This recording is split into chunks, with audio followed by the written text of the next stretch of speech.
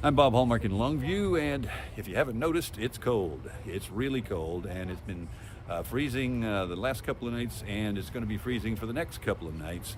And that means it's going to be a little bit of a tenuous position for people who have exposed pipes, things of that nature.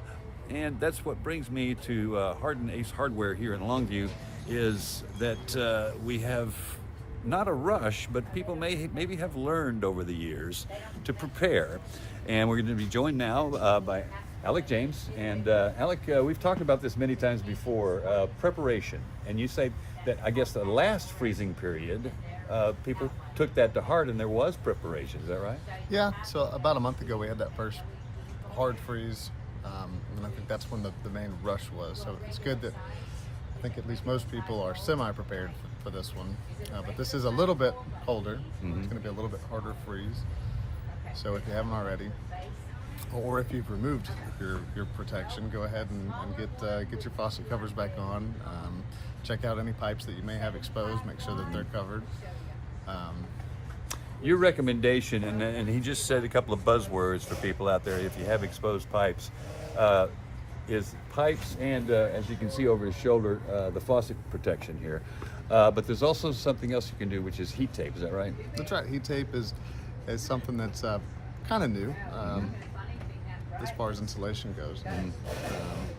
It's just a simpler, plug it in, put it down the run of your pipes, and it just maintains it at a temperature so that it doesn't freeze. Gotcha.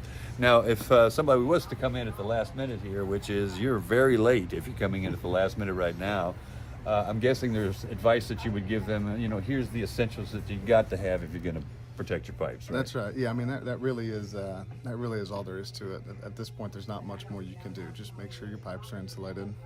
Go ahead and change your filters out on your furnace filters, because your heat's going to be running all night.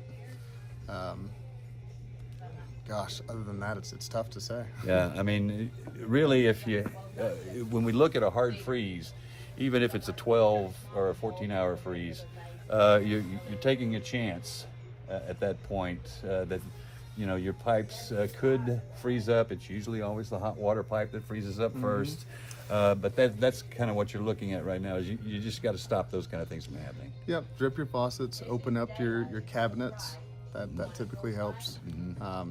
And there's only so much you can do. If you have a pier and beam house, the way to be prepared might not be to insulate. It might be to go ahead and have some fittings on hand to fix any potentially busted CPVC and copper pipe. And that's usually what you see afterwards, is after a hard freeze, when it thaws and the pipes start to leak.